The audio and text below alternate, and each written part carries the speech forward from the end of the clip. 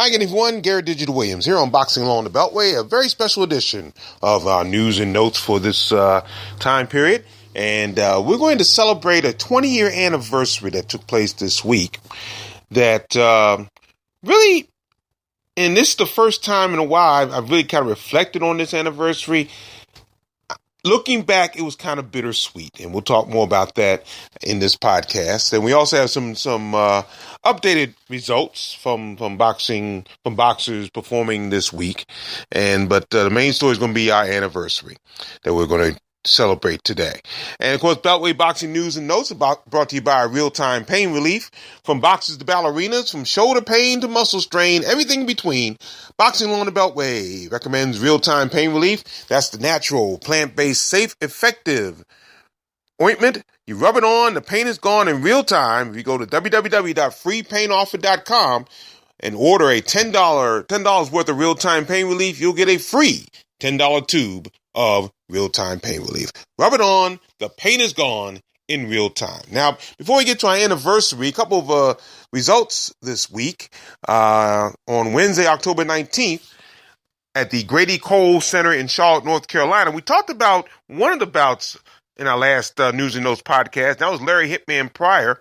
He broke a 5-bout losing streak, and he scored a 6-round unanimous decision win over Barry Killer B. Butler of Greenville, South Carolina. And we talked about him a little bit last week. But Frederick Maryland's Pryor, he broke a 5-bout losing streak, we said, won by scores of 59-54 and 58-55 twice. He's now 10-14, 5 KOs. And Butler, again, who has fought a who's who of Beltway boxers over the years, including the likes of Jake Smith, Courtney Pound for Pound Butler out of Baltimore, and, of course, the late Beathaven Scotland. He drops to 25-14-1 with 20 KOs. Now, what we didn't know last week, and we found out late this week, was that the Vanilla Gorilla, Sam Crossett, another cruiserweight, this time out of Greenbelt, Maryland, he made his first road trip in his young pro career, and it was a successful one, scoring a second-round TKO over Michael Tillery of Wilson, North Carolina. The bout was stopped at 1:22 of the second round. Crossett is now 5-0, undefeated with 3 KOs, and Tillery is 0-2. Also, as we've talked about over the years on the podcast, there's a card that takes place every year in October that is strictly for the employees of the organization of the business that sponsors this card.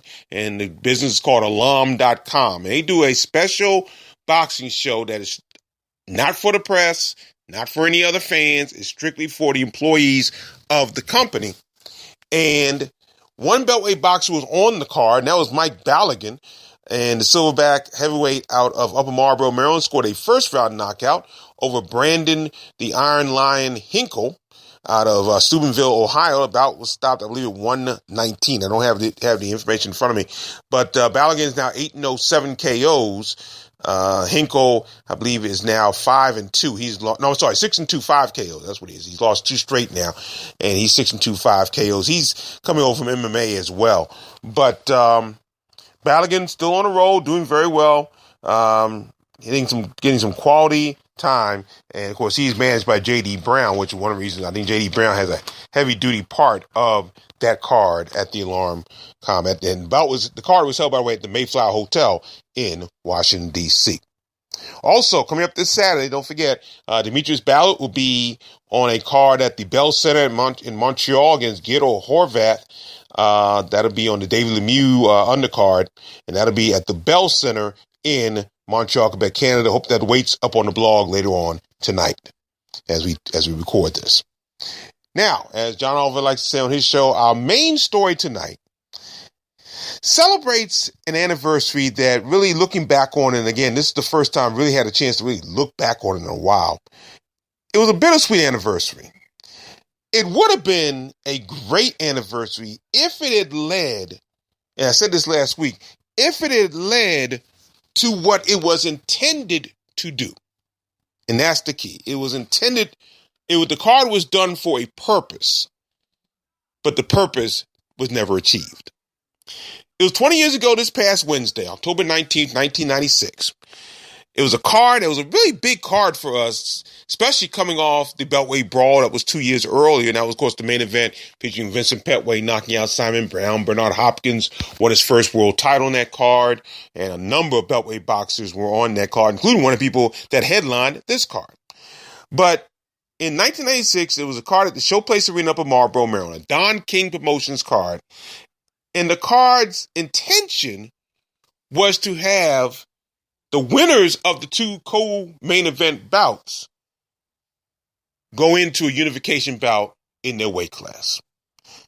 The card was televised by Showtime, and the two co-feature bouts, the WBA middleweight champion William Joppy was in one bout, and WBC middleweight champion Keith Holmes was in the other feature. And this was going to be the first defenses of their world title.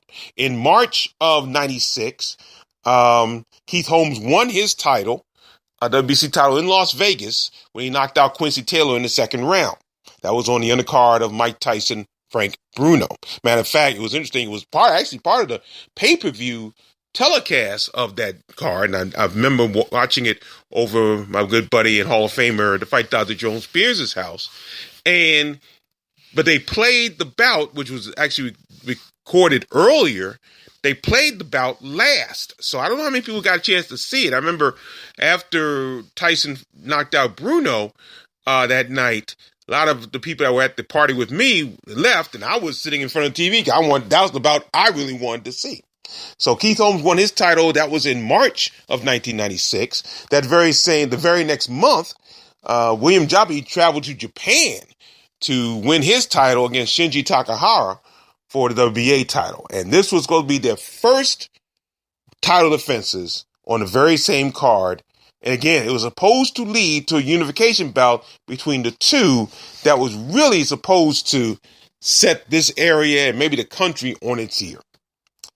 Now, the undercard itself was pretty nice as well, because it had two future world champions, one former world champion, and a guy that contended for a world title twice.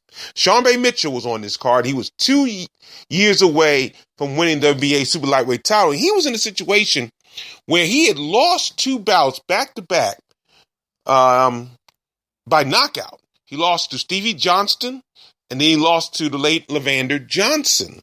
And he kind of got himself back and squared away, and he was heading back to that situation to where he would win the title eventually 2 years later, in 1998. He was on that card.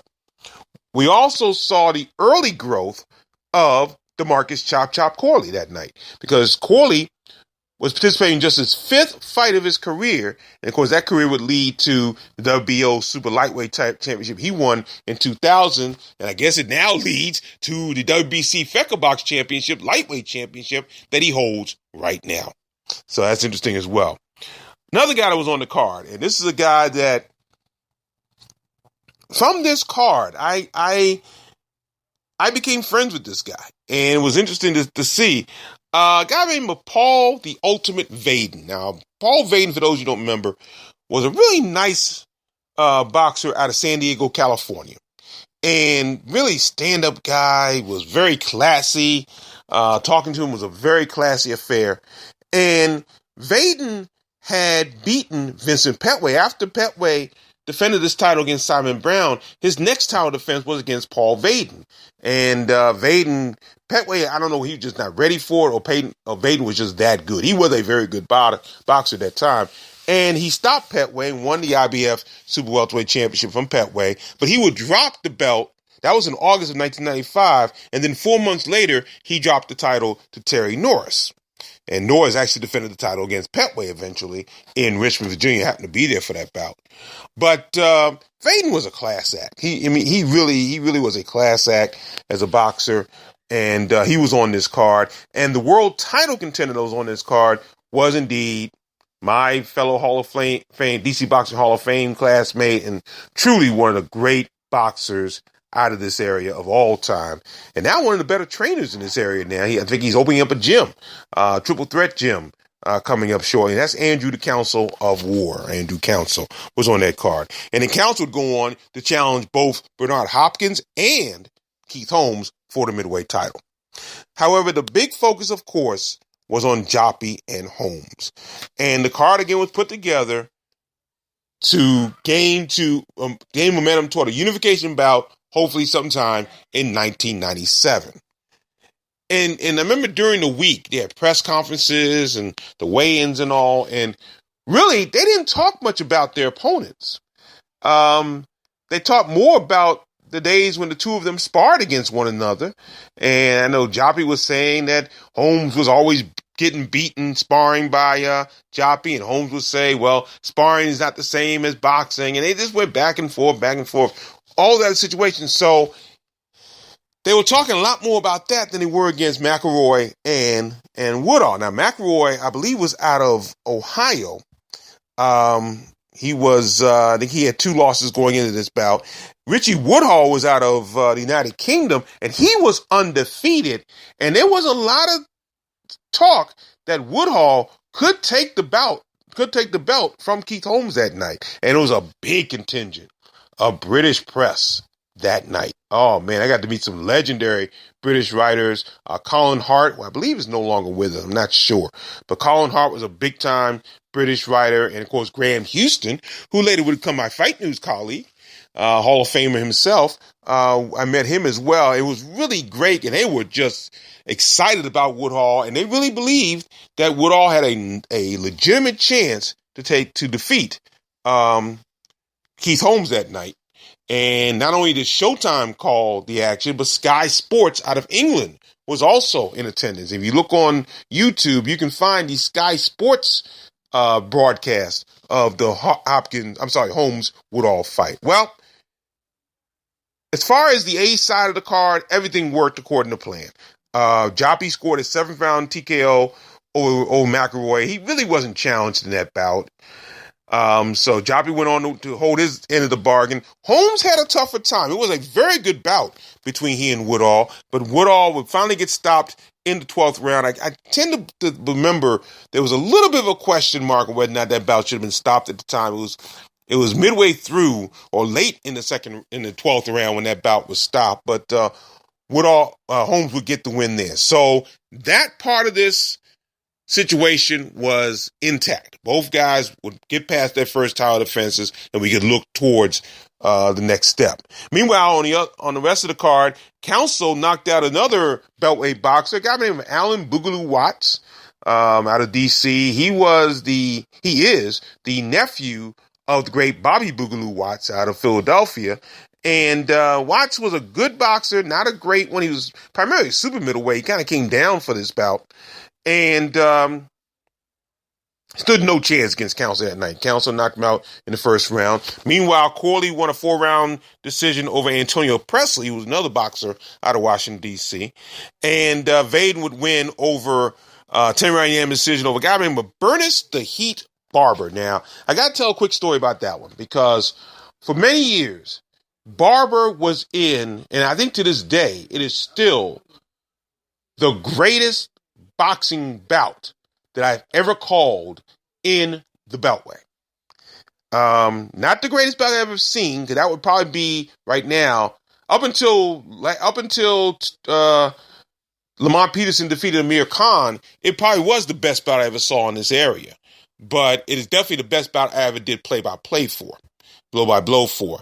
And when Bernice Barber fought a boxer out of this area by way of Jamaica by the name of Lloyd Jabba Bryan. And we did this bout for my TV show, Boxing Spotlight. And by the way, I covered the Showplace Arena card for the same show.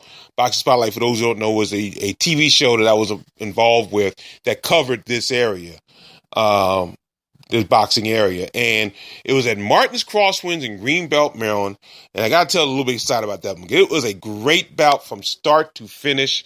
Jabba Bryan, who was undefeated at the time, was a really up-and-coming boxer at that particular point in the middleweight division. And Barber was a good boxer, not a great boxer. At that point, he suffered some losses early on. So really, a lot of people thought Bryan would walk through Barber. Well, Barber knocked Bryan down in the first round. And I think Bryan hurt his ankle as he fell, because he didn't fall all the way to the ground. He kind of fell and he twisted his ankle. They fought tooth and nail all the way through the rest of the bout, Jabba knocks down Jabba knocks down Barber early in the 11th round. And then later in the 11th round, Barber knocks Bryan down again. And Bryan was able to hold on to win the bout. It was a phenomenal bout. Again, I was drenched in sweat. Then I had my tuxedo on, drenched in sweat. And that's how I remember Bernice Barber. And so I had to throw that in there. But Vaden did win a 10-round unanimous decision over Bernice Barber. And this is the bout right before right after he lost to Terry Norris. And he moved up in weight to the middleweight division. But bottom line was everything was in alignment. Joppy and Holmes had gotten past their big first defenses. And let's get set up for the unification that would rock the Beltway to its very core. So what happened? It didn't happen. And there was a lot of reasons why it didn't happen. And really, let me phrase that. It wasn't a whole lot of reasons for it. It came down basically to money. The key was, though, every time Joppy and Holmes would be mentioned, it always came down to money on either side of the ledger. And the first time might have been the Holmes camp who thought the money wasn't good enough, and they didn't. They didn't do the bout. And then later on, it was Joppy. But in between the two, both Holmes and Joppy would lose their titles. Joppy lost his title in a controversial bout against Julio Cesar Green.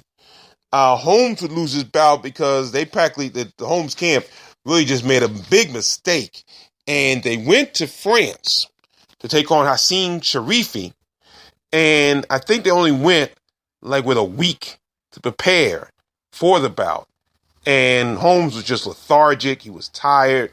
He hadn't gotten adjusted to the time change and everything else. And he got knocked out. And they lost their titles. Joppy ended up getting in a car accident. I remember he was coming out of round one gym where he was at the time, and he got hit broadside. And I think he had a very bad neck injury, if I remember correctly. And so that put him out for a little bit in 1988. By that time, he had gotten his title back from Green, however. He got back his title from Julio Cesar Green. And I remember Joppy was scheduled to be on the Triple Jeopardy card in April of 1999, but the accident forced him off the card, and that ended up being Charmaine Mitchell on that card against Reggie Green. Holmes would win his title back against Hassim Sharifi on that card, and Mark Too Sharp Johnson would win another world title on that card too. But Joppy was scheduled to be on that card. However, Joppy did come back 3 months later to a card at Verizon Center and was okay back then. That was the night he beat Green, I believe, for the third time. So, for the second time in the three bouts is what it was. But again, no decision on Holmes versus Joppy. Now, the last opportunity between the two that we could have had to have a unification bout between the two of them, or a bout at all, it got into a point where we just wanted to see a bout between the two because there was so much talk about who would win between Holmes and Joppy. And there were fans of both boxers who really wanted to see it happen. And of course, me being neutral in the situation, I definitely wanted to see it happen. Well, the final opportunity came during something called the Middleweight Championship Series. And that's what Don King put together, that featured Holmes, Joppy, IBF champion Bernard Hopkins, and former welterweight champion Felix Trinidad. And the four of them were supposed to meet in a two card situation with the winners to meet later on in the year. Bernard Hopkins beat Keith Holmes in what was a terrible performance for Keith Holmes that night. And the middleweight championship, by the way, took place at Madison Square Garden in New York. Holmes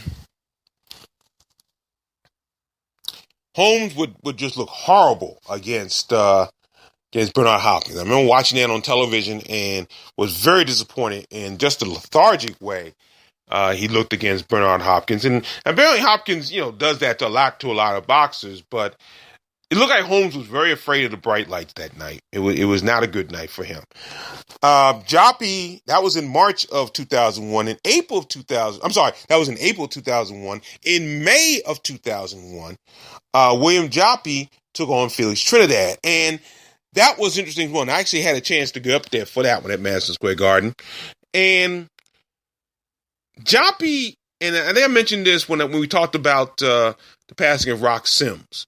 Rock Sims was Joppy's trainer at that time. And he had, they looked like I remember talking to them on a conference call, and the two of them sounded like even on the conference call,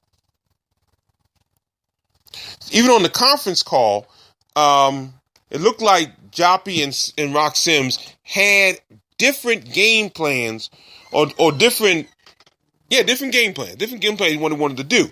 Joppy sounded like he wanted to overpower Trinidad because Trinidad was a natural welterweight and moving up to middleweight, so he was moving over a weight class in the 154-pound class, and Joppy was a natural middleweight.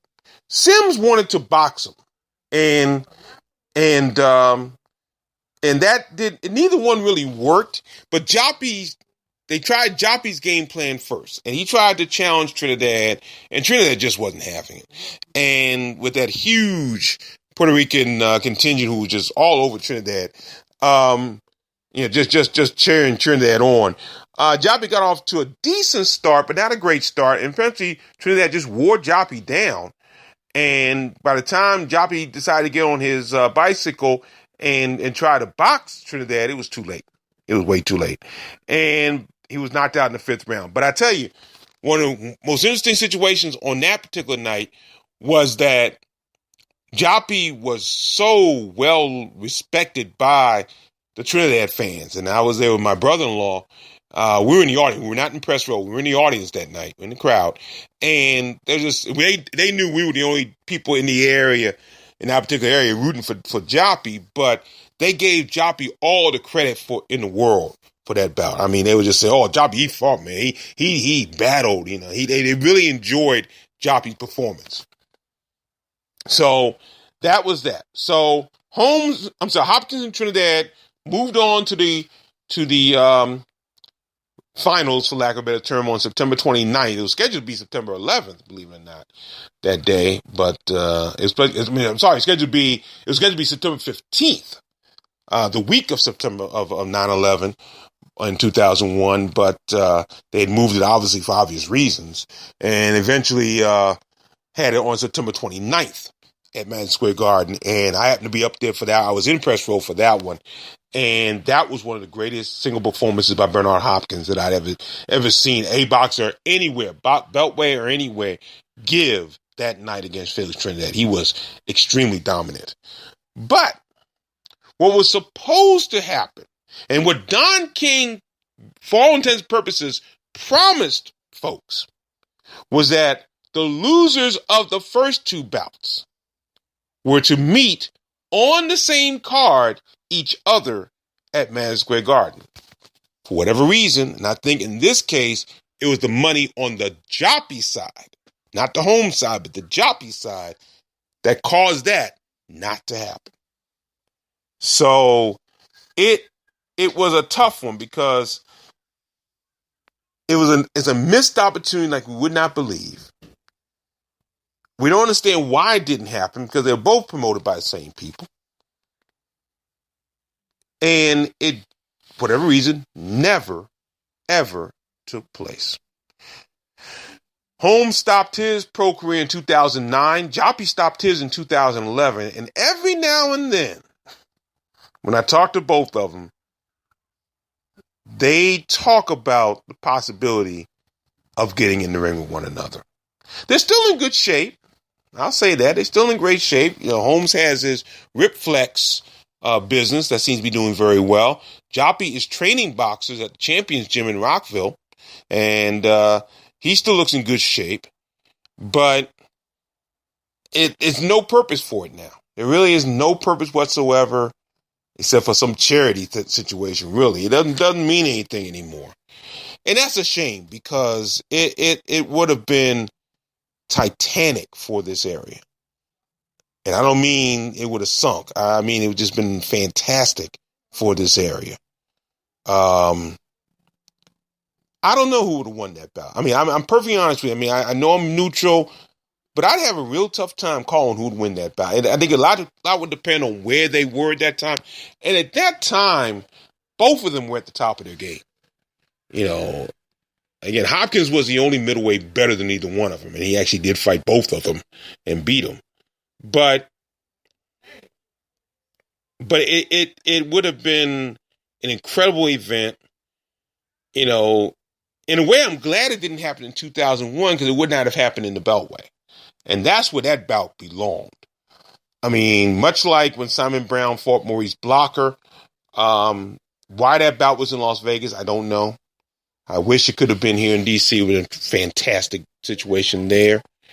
Holmes Joppy would have, I think Holmes Joppy had the potential to really sell out at that time MCI Center or Verizon Center. It could have done it. I really believe it would have done it. It had been that big a bout for the area. They were two of the more popular boxers in our area. I mean, you look at our four kings and the popularity all four of them have. Shambe Mitchell, Mark Johnson, and Holmes and Joppy. You put all four of them on a card like that. I think they all had connections at that time with Don King at that particular time. You put all four of them on a card defending their titles. I mean, you got Holmes and Joppy in unification, Shambe Mitchell defending his WBA super lightweight title, and Mark Johnson at that time defending his IBF super flyweight title, which he had just won from Vorpin on Triple Jeopardy. You've got a sellout house. I cannot believe that would not sell out in this area. But it's a missed opportunity. And that's a shame. And that's why I say it's a bittersweet anniversary, because the card itself at the showplace drew pretty well. I don't remember selling out the place, but it drew pretty well.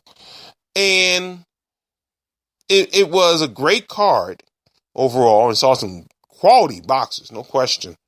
But it's just a shame that it did not do what it was intended to do.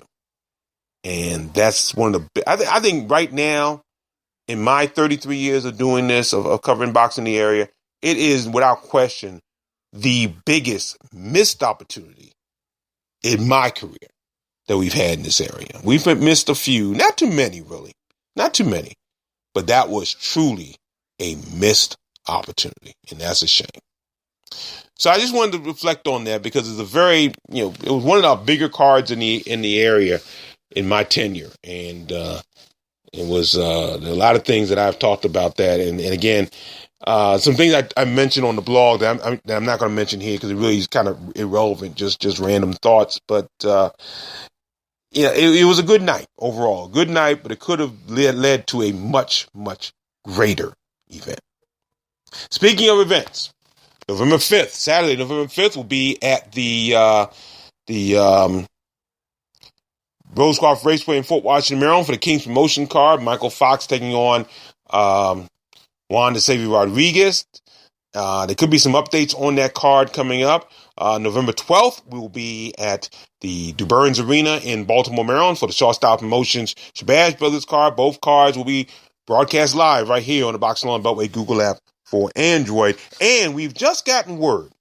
Jared Hurd's opponent for his bout, September 12th, November 12th at the Licoris Center on the campus of Temple University in Philadelphia, Pennsylvania, has changed. And I think this one could be an interesting one.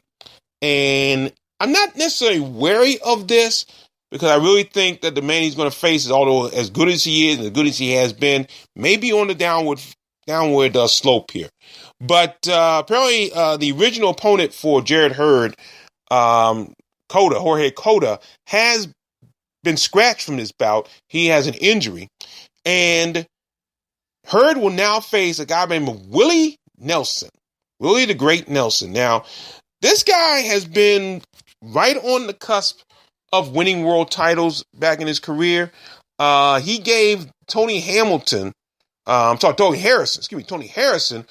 defeated beltweight boxer Cecil McCall, that's who it was. He defeated Cecil McCall a few months ago, almost a year ago now, he defeated him. But Willie Nelson, and I remember this bout was on ESPN, and it surprised a lot of folks. Harrison was undefeated at the time, and Nelson gave Harrison his very first loss. Since that time, I think he's lost 2 out of 3, but one of them was a title bout to Demetrius Andrade. So he's been in that mix for world titles before, and I think this is an upgrade, in all honesty, in opponents for Jarrett Hurd. Jorge Cota had only fought one time in the United States. We didn't know what kind of opponents Cota had fought in Mexico, where he's from. But Willie Nelson is a well-known opponent. I think it's going to upgrade the telecast, and it should be very interesting to see what happens on November 12th in Philadelphia when Jarrett Hurd takes on Willie Nelson on that situation. So I think Hurd can win this bout, no question about it. I think Nelson is on kind of a downward slope, but I think it may be a tougher bout for Hurd going forward. He's got to be ready for this one. Not that he didn't have to be ready for Cota, but I think he's really going to have to be ready for the caliber of Nelson. But there is footage on him, so they can study him if they want to do that. So that's November 12th. That bout will be on Spike TV, I believe at 9 o'clock Eastern time on Saturday, November 12th. Once again, November 5th, November 12th. Rosecroft Raceway, November 5th. The Burns Arena in Baltimore on November 12th. Make sure you join us for that one if you cannot be there in person. Once again, Beltway Boxing News and Notes sponsored by Real Time Pain Relief, the natural, plant-based, safe, fast, and effective ointment. Don't forget, you can get a free $10 tube of Real Time Pain Relief with your order of Real Time Pain Relief of $10 or more by going to www.freepainoffer.com. Real Time Pain Relief, rub it on. The pain is gone in real time. I'm Gary Digital Williams. Thanks for joining us on this special edition of Beltway Boxing News and Notes. We look forward to seeing you next month for some big boxing action. Until then, thanks for listening, and always remember to keep supporting the best boxing in the world, the boxing along the Beltway. Take care.